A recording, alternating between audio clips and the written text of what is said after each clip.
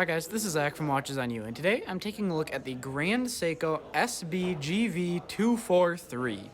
Yes, that name is a mouthful, as are all the names of Grand Seikos. So this watch, though, this is a Quartz model in their sports collection.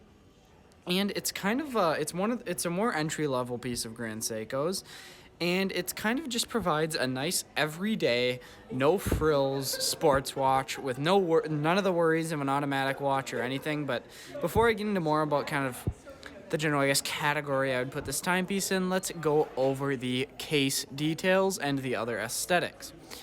So the case on this timepiece is going to be 40 millimeters and 11.8 millimeters thick, so very thin, or fairly thin, I'll say. Not extremely thin, but fairly thin for a sports watch, which is great to see.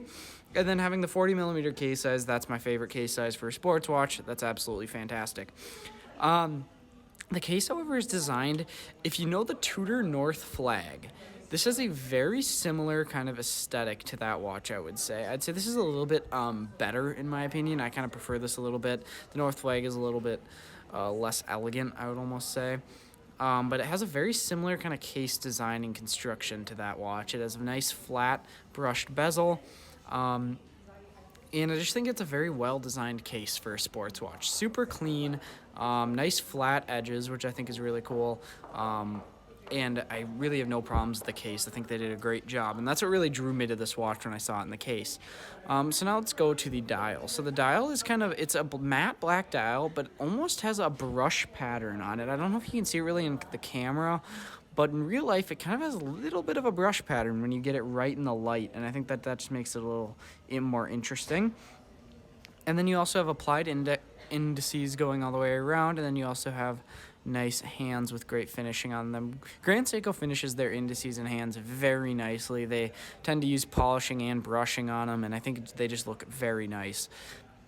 You also have this bright yellow second hand, which matches the yellow accents around the dial. So you have on the chapter ring, you have 5, 10, 15 going up in increments of 5.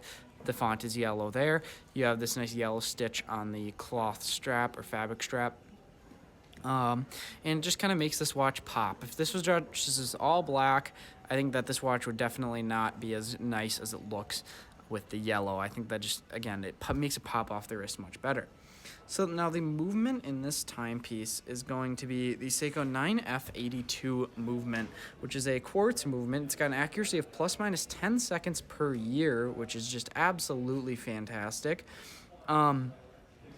And really, so on this channel, we usually review automatic watches, and I'd say I'm definitely more drawn towards automatic watches.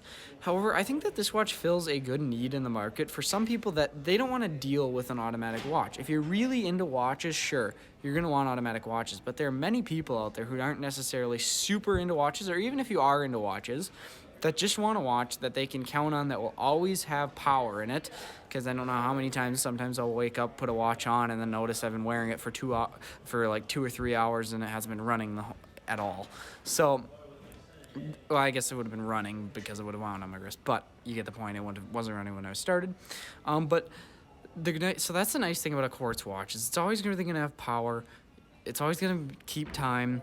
You're just going to be able to throw it on your wrist and go. And there are a lot of people, I think, that want a watch like that. So I think that this watch fills a great hole in the market for that, especially since it still offers many of the other features of a luxury timepiece with regards to finishing. You get a fantastic case, fantastic dial.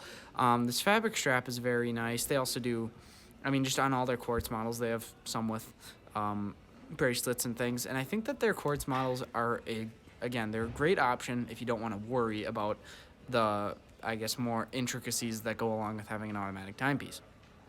So now let's do a wrist shot.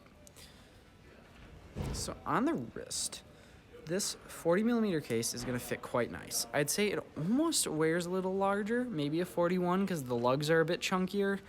But it's going to fit quite nice. I have about a 7.25 inch wrist around there. So take that for a reference.